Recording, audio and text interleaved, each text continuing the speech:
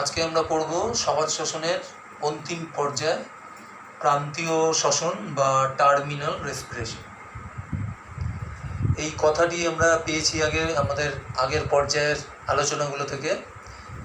ETS, etc এই কথাগুলো এসছে গ্লাইকোলাইসিস টিসি সাইকেল পড়ার সময়। তখন আমরা একটা এটিপির হিসেব শিখেছি, সেটা তখন বলেছিলাম ক্লাসে যে মাইটোকন্ড্রিয়ার মধ্যে মাইটোকন্ড্রিয়ার অন্তঃপর্দায় অবস্থিত কিছু ইলেকট্রন বাহক আছে, সেগুলোর মাধ্যমে NADH প্লাস H প্লাস যেটা তৈরি হচ্ছে সেটা পুনরায় জারিত হয়ে NAD প্লাস তৈরি হয়, এর মাঝে এটিপি তৈরি হয়। তো আমরা এই ফ্লোচার্টটা ফলো করে বোঝার চেষ্টা করি। একদম প্রথমেই লিখেছি দেখো NADH প্লাস H প্লাস, এখান থেকে একটা অ্যারো দিয়েছি, লিখেছি NAD প্লাস। H প্লাসটা অপসারিত হলো, NAD প্লাস হলো, তা হাইড্রোজেন অপসারণ হলো মানে এটা জারণ হলো, জারিত হয়ে NAD প্লাস হলো, যেটা আবার গ্লাইকোলাইসিসে বা TCA সাইকেলে ব্যবহৃত হবে পুনরায় বিজারিত হওয়ার জন্য।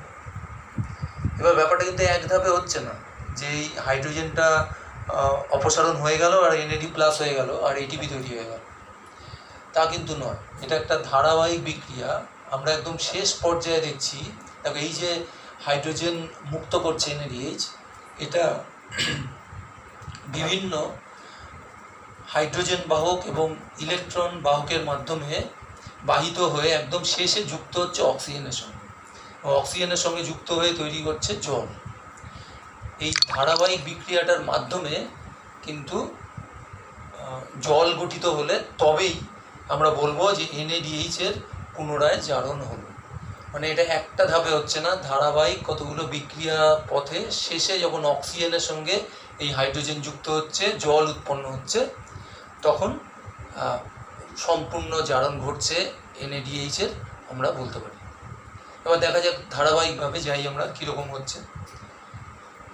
দেখো NADH হাইড্রোজেন অপসারণ করে NAD প্লাস হলো। এবার এই হাইড্রোজেনটা নিল কে? নিল FMN, ফ্ল্যাভিন মোনো নিউক্লিওটাইড। আমি এখানে লিখেছি ফুল ফর্মটা। হাইড্রোজেনটা নিয়ে তৈরি করলো বিজারিত FMNH2 লিখেছি। এবার পরের ধাপে এটা হাইড্রোজেন দিয়ে দিচ্ছে কোএনজাইম কিউকে। কোএনজাইম কিউ এই হাইড্রোজেন নিয়ে হয়ে যাচ্ছে CoQH2, মানে বিজারিত কোএনজাইম কিউ, এই যে লিখেছি কোএনজাইম কিউ। এরপরে কিন্তু আর হাইড্রোজেন বহনকারী কোনো যৌগ আমরা দেখতে পাচ্ছি না। CYT বলে যে সংক্ষিপ্ত নামগুলো দেওয়া আছে, CYT হচ্ছে সাইটোক্রোম বলে একটি লৌহ ঘটিত শ্বাসরঞ্জক বলতে পারি, বা অক্সিজেন ইলেকট্রন ক্যারিয়ার বলতে পারি। তো CYT B মানে সাইটোক্রোম B, তারপর সাইটোক্রোম C, তারপর সাইটোক্রোম A, তারপর সাইটোক্রোম A3, এই 4টি ইলেকট্রন বহন। দেখো এই পর্যন্ত হাইড্রোজেন বহন হচ্ছিল, আমরা H2 করে লিখেছি। এখানে দেখো এটা ব্রেকআপ হয়ে গেল, 2H প্লাস এটা এখান থেকে বেরিয়ে এলো। কোথায় এলো? এই জায়গাটা হচ্ছে মাইটোকন্ড্রিয়াল ম্যাট্রিক্স, ধাত্র। আর এগুলো কোথায় আছে? এইসব হাইড্রোজেন বাহক বা ইলেকট্রন বাহক, এগুলো রয়েছে মাইটোকন্ড্রিয়ার অন্তঃপর্দায়। এটা খেয়াল রাখবে, ক্রেবস চক্রের বিক্রিয়াগুলো হয় মাইটোকন্ড্রিয়ার ধাত্রে, আর প্রান্তীয় শ্বসন হয় মাইটোকন্ড্রিয়ার অন্তঃপর্দায়, কারণ এই ক্যারিয়ারগুলো সমস্ত অন্তঃপর্দাতে অবস্থান করে। এবার দেখো হাইড্রোজেন আয়ন তো বেরিয়ে এলো, তাহলে H2 এটা যদি স্প্লিট আপ হয় তাহলে কীরকম হবে? এরকম হবে, দুটো হাইড্রোজেন আয়ন, দুটো ইলেকট্রন, দুটো হাইড্রোজেন আয়ন বেরিয়ে গেল। এবার ইলেকট্রনটা গ্রহণ করলো কে? প্রথম ইলেকট্রন বাহক হিসেবে আছে সাইটোক্রোম B। ইলেকট্রন গ্রহণ করলে সেটা বিজারিত হচ্ছে, এই যে RED লিখেছি, RED মানে হচ্ছে রিডিউসড, মানে সাইটোক্রোম B রিডিউসড হলো, বা এখানে রিডাকশন বা বিজারণ হলো। আর অন্যদিক এরপরে দেখো আবার সাইটোক্রোম B ইলেকট্রনটা দিল C কে। যেই C ইলেকট্রনটা পেলো, এখান থেকে ইলেকট্রনটা C এর দিকে গেল, অ্যারোগুলো ফলো করবে, B থেকে C তে যে ইলেকট্রনটা গেল অমনি সাইটোক্রোম C রিডিউসড হয়ে গেল। আর ইলেকট্রনটা ত্যাগ করলো সাইটোক্রোম বি, তার ফলে ও রিডিউসড স্টেট থেকে অক্সিডাইজড স্টেটে চলে গেল। এইভাবে ধারাবাহিক বিক্রিয়াগুলো ঘটছে। দেখো বি সি এ থ্রিতে যখন গেল, যখনই ইলেকট্রন নিচ্ছে তখন রিডাকশন হচ্ছে, যখনই ইলেকট্রন ত্যাগ করছে সেটাই আবার অক্সিডাইজড অবস্থায় চলে যাচ্ছে। এটা কিন্তু মুখস্থ করতে যাবে না একদম, সবসময় মনে রাখবে ইলেকট্রন গ্রহণ মানে বিজারণ, ইলেকট্রন ত্যাগ মানে জারণ। এটা মাথায় রাখলেই এটা কখনো লেখাটা ভুল হবে না।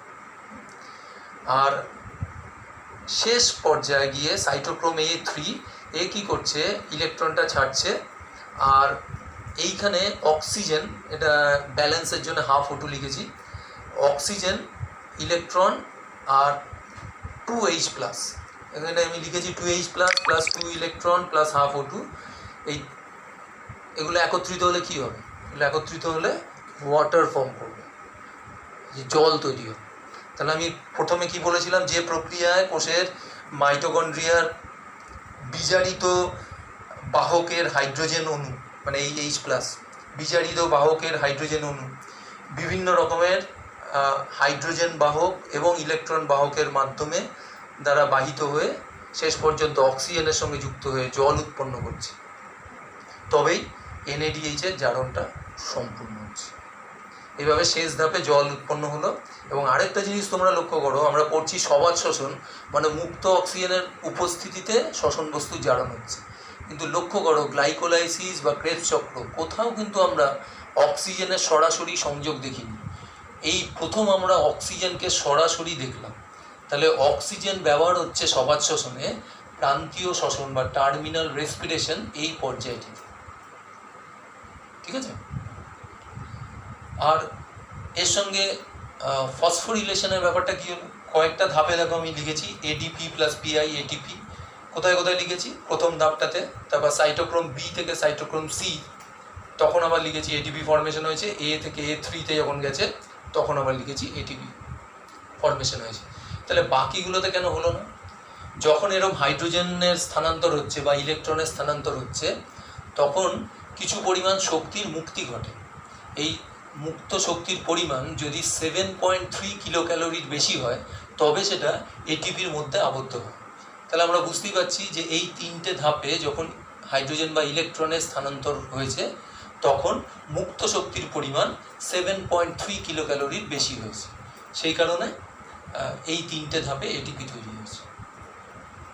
এই প্রক্রিয়াটিকে অক্সিডেটিভ ফসফোরিলেশনও বলে।